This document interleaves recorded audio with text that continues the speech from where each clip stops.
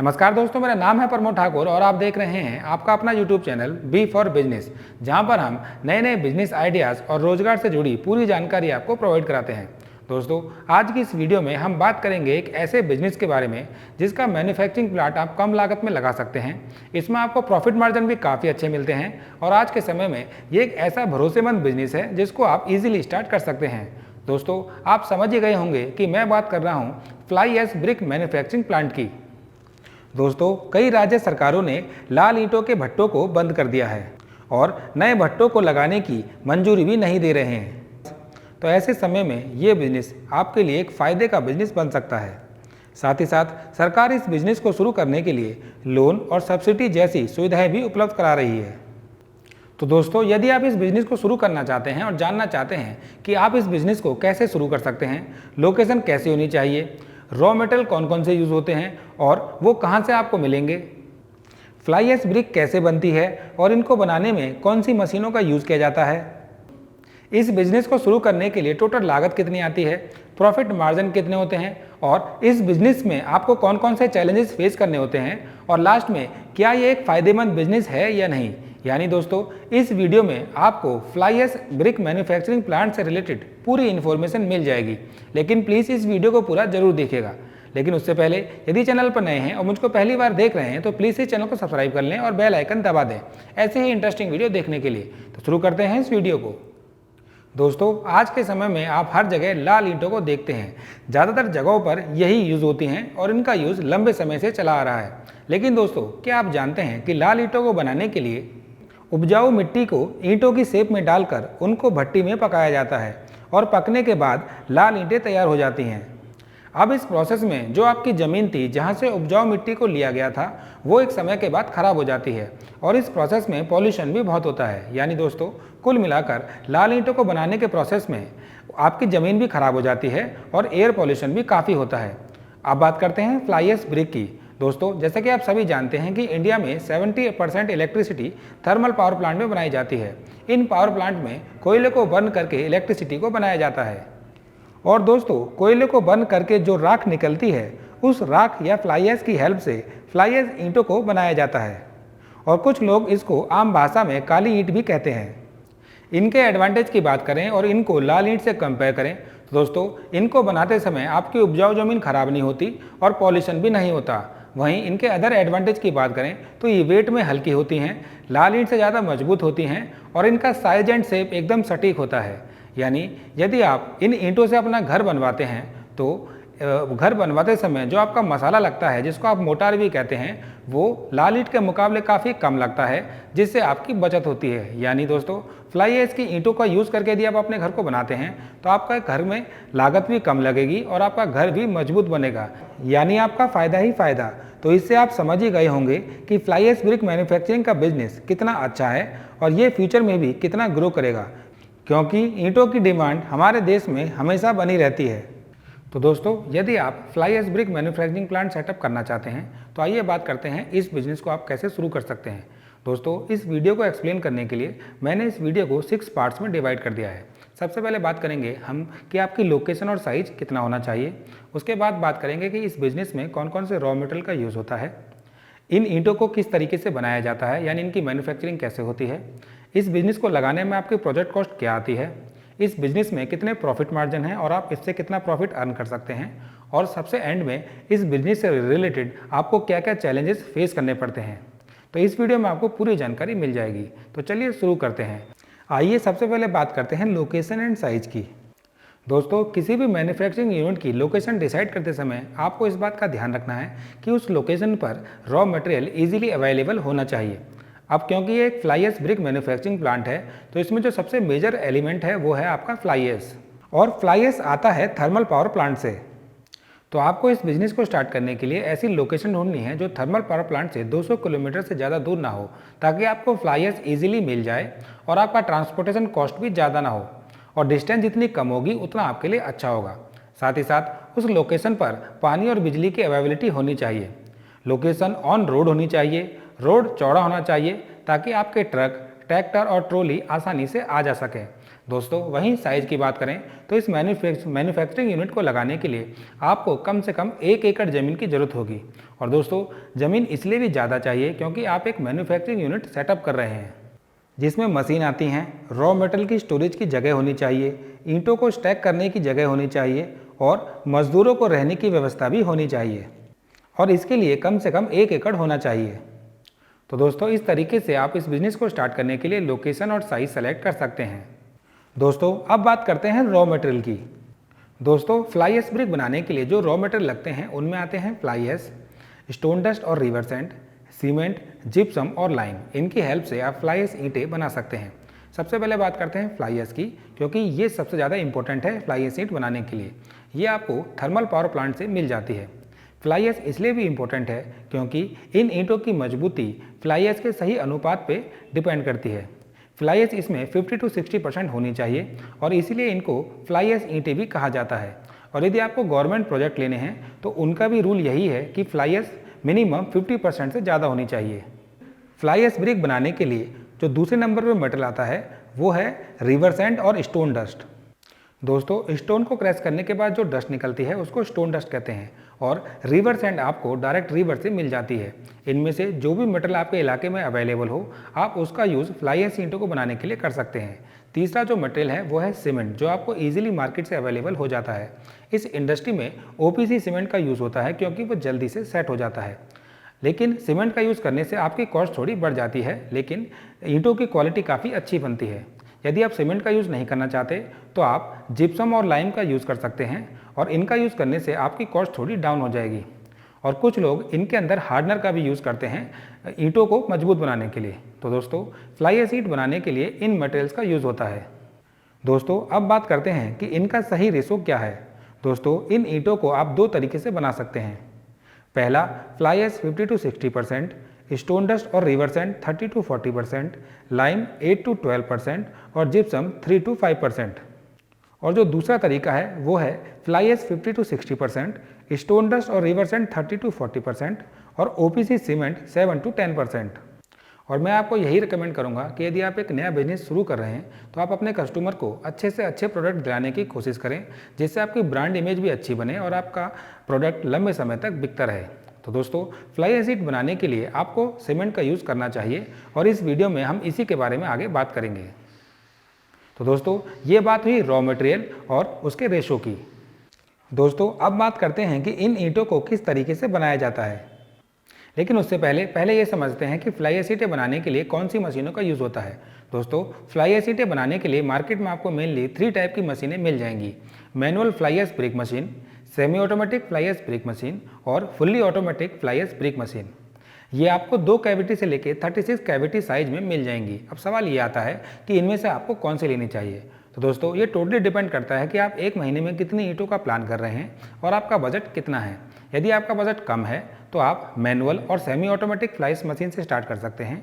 वहीं यदि आपका बजट 25 से 30 लाख के आसपास है तो मैं आपको यही रिकमेंड करूंगा कि आप fully automatic fly ash brick machine को सेलेक्ट करें, क्योंकि इनके अंदर प्रोडक्शन निकालना भी आसान होता है, प्रोडक्शन कॉस्ट भी कम आती है और आप हायर वॉल्यूम में प्रोडक्शन भी कर सकते हैं।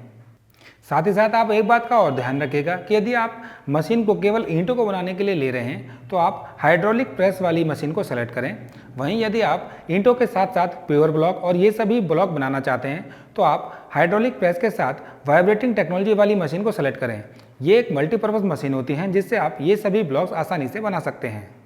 और दोस्तों यदि आप फ्लाई ऐश ब्रिक लेना चाहते हैं, चाहे वो मैनुअल हो, सेमी ऑटोमेटिक हो या फिर फुल्ली ऑटोमेटिक, आप इस कंपनी की मशीन चेक कर सकते हैं। इस कंपनी की मशीन काफ़ी अच्छी हैं। इनकी वेबसाइट का लिंक और कॉन्टैक्ट नंबर आपको वीडियो के डिस्क्रिप्शन में मिल जाएगा। और दोस्तों ये कोई पेड प्रमोशन नहीं है, तो आप मशीन लेने से पहले पूरी तरीके से उसको चेक करें और यदि आपको अच्छी लगे तभी आप उसको लें। अब बात करते हैं कि इन ईंटों को कैसे बनाया जाता है। तो दोस्तों सबसे पहले रॉ मटेरियल को यानी फ्लाई ऐश, स्टोन डस्ट और सीमेंट को एक मिक्सचर में सही रेशो में डाला जाता है, जिसे पैन मिक्सर कहते हैं, और इसको सही से मिक्स किया जाता है, आप देख सकते हैं। इसके बाद इस मिक्सचर को कन्वेयर की हेल्प से हॉपर में पहुंचाया जाता है। हॉपर में जाने के बाद ये मिक्सचर मशीन के मोल्ड में गिर जाता है और उसके बाद हाइड्रोलिक प्रेशर की हेल्प से आपकी ईंटें तैयार होकर मशीन से बाहर निकल जाती हैं। आप देख सकते हैं कि कितने अच्छे तरीके से ईंटें बाहर निकल कर आ रही हैं।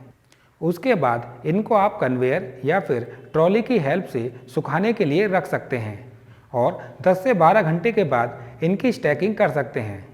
तो दोस्तों इस तरीके से आपकी फ्लाई ऐश ईंटें तैयार हो जाती हैं। तो दोस्तों अब आपने देखा कि फ्लाई ऐश ईंटें कैसे तैयार हो जाती हैं।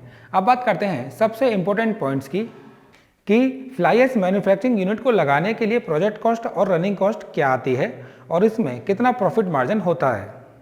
दोस्तों fly ash brick manufacturing plant के प्रोजेक्ट कॉस्ट की बात करें तो मैं आपको यही रेकमेंड करूंगा कि आप इस बिजनेस को स्टार्ट करने के लिए एक fully automatic fly ash brick machine को परचेज करें, क्योंकि एक 6 cavity fully automatic fly ash brick machine आपको आराम से एक शिफ्ट में 10 से 12 हज़ार ईंटें बनाकर दे देगी। यदि आप only fly ash brick machine लेते हैं तो ये आपको 12 से 14 लाख के आसपास मिल जाएगी। वहीं यदि आप एक मल्टीपर्पज़ ब्लॉक मैन्युफैक्चरिंग मशीन लेते हैं जो वाइब्रेशन टेक्नोलॉजी के साथ आती है, ये आपको 16 से 18 लाख के आसपास मिल जाएगी। और फ्लाई ऐश ब्रिक मैन्युफैक्चरिंग में एक सिंपल सा रूल है कि जितने की आपकी मशीन आती है उसके लगभग डबल प्रोजेक्ट कॉस्ट आती है। यानी यदि आपकी मशीन 15 लाख के आसपास होगी तो आपकी प्रोजेक्ट कॉस्ट 30 लाख के आसपास पड़ेगी। वहीं यदि आपकी मशीन 18 लाख के आसपास होगी तो आपकी प्रोजेक्ट कॉस्ट 36 लाख के आसपास पड़ेगी। इसके अंदर आपके सभी खर्चे आ जाते हैं, जैसे साइट डेवलपमेंट चार्ज, जैसे आपको शेड बनवानी है या फिर बाउंड्री करानी है, पैलेट कॉस्ट जिस पर रख कर आपकी ईंटें तैयार होती हैं और ये एक बड़ा खर्चा होता है, water pump cost, labour house जहां पर आपकी लेबर रहेगी, और कुछ हिडन खर्चे होते हैं जो सेटअप करते समय ही ध्यान आते हैं। तो दोस्तों इन सभी खर्चों को मिलाकर आपकी प्रोजेक्ट कॉस्ट 30 से 36 लाख के आसपास आएगी। दोस्तों अब बात करते हैं कि आपको एक ईंट बनाने में कितना खर्चा आएगा। इसमें आपके मंथली एक्सपेंस भी इंक्लूड हो जाएंगे। दोस्तों आपकी ब्रिक कॉस्ट 3 खर्चों को ऐड करके निकलती है। सबसे पहले रॉ मटेरियल कॉस्ट, उसके बाद लेबर कॉस्ट और फिर मंथली एक्सपेंस। सबसे पहले बात करते हैं रॉ मटेरियल कॉस्ट की। और दोस्तों ये कॉस्ट आपके एरिया के हिसाब से डिफरेंट हो सकती है। कैलकुलेशन के लिए मैंने फ्लाई ऐश 600 पर टन पकड़ा है, स्टोन डस्ट 800 पर टन पकड़ा है और सीमेंट बैग 380 पर बैग पकड़ा है। और दोस्तों यदि आप फ्लाई ऐश 60% पकड़ेंगे तो जो ब्रिक का वेट आता है वो 3 केजी के आसपास आता है। तो मान लेते हैं कि आपकी ब्रिक का वेट 3 केजी है। अब निकालते हैं raw material cost. Fly ash 60% यानी इसका वेट होगा 1.8 केजी और यदि इसको इसके प्राइस से मल्टीप्लाई कर दें तो इसका कॉस्ट निकल कर आता है 1 रुपये 8 पैसा।